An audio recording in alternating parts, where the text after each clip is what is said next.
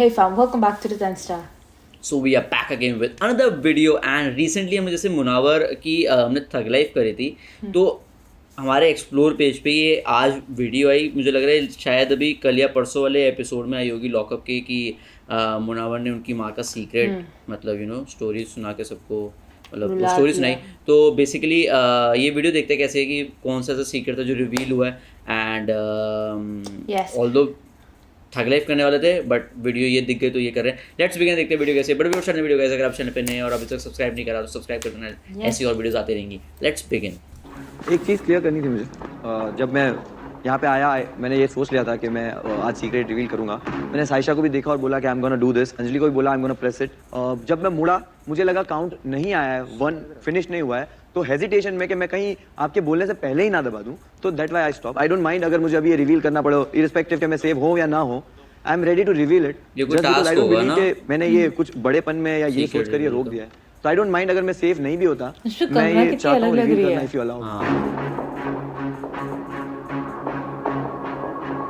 चलो ठीक है, फिर साइन करो और बताओ अपना secret.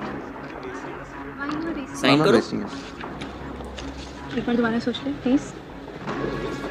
No, I'm not racing it. I'm not 3 racing. हफ्ते बचे हैं अभी। Yeah. हाँ please Emotion. Don't let emotions take over your mind. Please मत कर। No, no, no. अंजलि तुम Let it go. अपना गेम खेलो ना, तुम इसकी एडवाइजर मत बनो। Okay ma'am. साइन करना पड़ रहा है paper like before revealing the secret.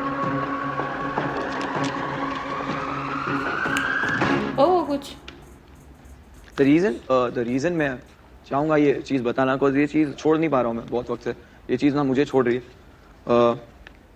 2007 जनवरी, बहुत ठंड होती है हमारे गांव में।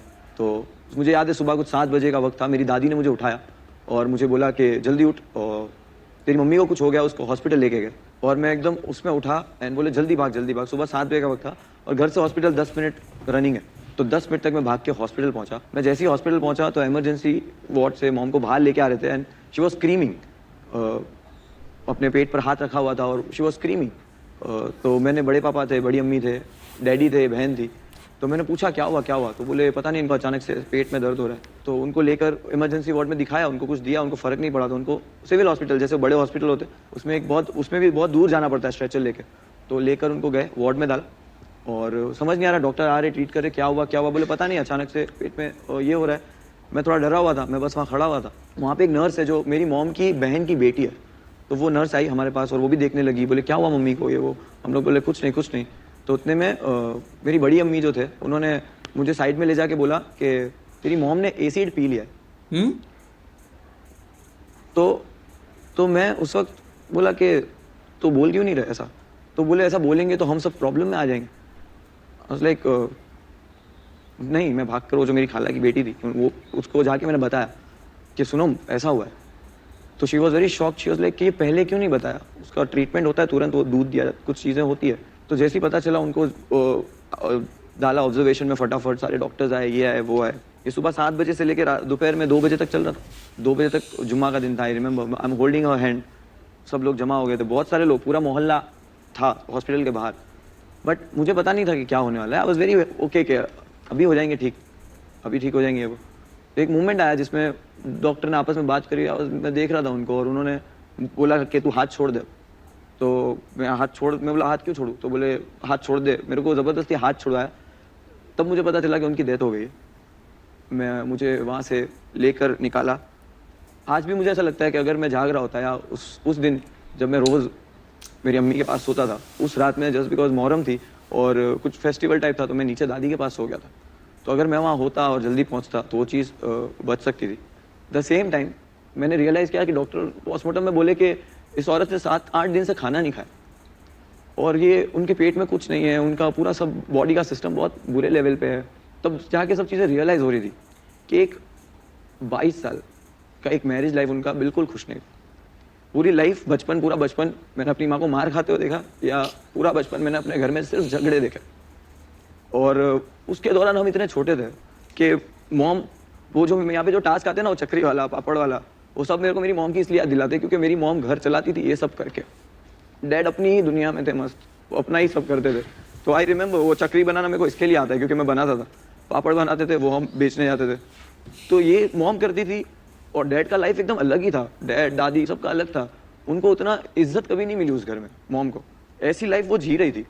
प्लस मेरी एक बहन ने अपनी मर्जी से सिर्फ शादी की थी मेरी मॉम की 2 महीने पहले उनकी डेथ के, तो उस बहन की शादी का ब्लेम पूरे घर ने मेरी मॉम पे डाला। और वो ईयर 2007 मेरी फैमिली के लिए इतना बुरा था कि घर के बर्तन बेच के खाना आ रहा था, मेरी मॉम पे बहुत सारे प्रेशर थे और उसमें से सबसे बड़ा प्रेशर एक ये था कि उन पे 3,500 रुपये का कर्जा था, वो भी घर चलाने के लिए उन्होंने वो कर्जा लिया था। और वो आदमी आके गेट पे खड़े रह के बोलता था कहाँ है वो, मेरे पैसे नहीं मिले, ब्याज का पैसा है, 700 रुपया देना है ये महीने का। तो 3,500 रुपये भी न्यू, और डैड का तो छोड़ ही दो, सब 3,500 रुपया कर्जा था जिसका टेंशन था मेरी मॉम को। तो आज भी मुझे वो चीज़ छोड़ नहीं पा रही है कि मैं वहाँ सोया क्यों नहीं, मैं वहाँ पहले हॉस्पिटल पहुँचा क्यों नहीं, मेरे पास 3,500 रुपये क्यों नहीं थे।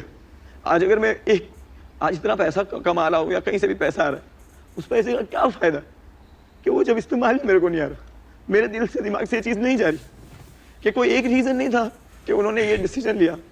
पूरा मोहल्ला हॉस्पिटल के बाहर इसलिए खड़ा था क्योंकि जब कोई बीमार भी होता था तो मेरी अम्मी फ्रूट लेके उनके घर जाती थी, वो सोचते थे कि ये क्यों आई फ्रूट लेके। तो मेरी मॉम ऐसी थी कि जो हॉस्पिटल में भी थे तो पूरा मोहल्ला हॉस्पिटल आके खड़ा था। She was very good lady, she was very strong, very strong. There wasn't one reason, बहुत सारे रीज़न थे जिसकी वजह से उन्होंने वो डिसीजन लिया। एंड आई फील कि मैंने पूछा क्यों नहीं उनको, जब मुझे याद आता है कि 2-3 दिन से वो चुप चुप बैठे रहते थे तो मैंने एक भी बार उनसे पूछा क्यों नहीं। तो आई थिंक मुनव्वर, मुझे किसी की माँ की आवाज़ सुनता हूँ या किसी को मैं रोता हुआ देखता हूँ, किसी औरत को, मेरे को मेरी माँ की याद आती है।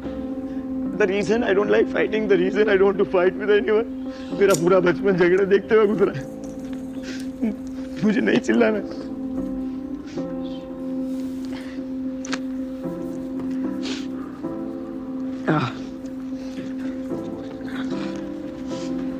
Munawwar, this is a place where you have shared your story, और आपने अपनी कहानी बता के बहुत सारे लोगों के ऐसे ही न जाने कितने ज़ख्मों को हील किया होगा। क्योंकि हम सब देखते आए हैं, पेरेंटल प्रॉब्लम्स जो भी रहती है वो सब फेस करते हैं, but nothing can fulfill a parents loss, और खासकर मदर का जो लॉस है। I will not tell you कि हाँ you know it's okay and this and that, it is not okay. And एक जो माता होती हैं उसका अपने बच्चे के साथ एक अलग तरीके का कनेक्शन होता है, and we are very sorry for that. हम कह नहीं सकते कि how sorry we are for that, मगर लाइक आई सेड कि आपको उन्होंने जो अपब्रिंगिंग दी है, जैसा आपने इस सिचुएशन से सीखा है, and the kind of a man you want to be, it is amazing. आज देख लीजिए जैसे भी आपके बारे में सब बात करते हैं। The relationship I had, I never abused, I never raised my hand. I always wanted, let's not fight. That's the reason I was in a mentally abused. But मुझे किसी को बदनाम करके खुद को प्रूफ नहीं करना है, so I don't want to talk about it. लेकिन मुनव्वर, आज आपने अपनी ये कहानी शेयर करके आपको पता नहीं है आप लोगों की नज़रों में और उनके दिलों में और भी ज़्यादा उठ गए हो। Okay, that was it. पता है मुझे भी रिसेंटली हमने जब वीडियो डाली ना तो बहुत सारे कमेंट्स वगैरह आए थे। तो रिसेंटली मुझे पता लगा कि मुनावर इज़ मैरिड एंड हाँ, I heard that too कि Munawar is married and he also has a kid. हाँ, और उसकी मतलब मुनावर की वाइफ ने उसको छोड़ दिया, मतलब ऐसे दे आर सेपरेटेड, राइट।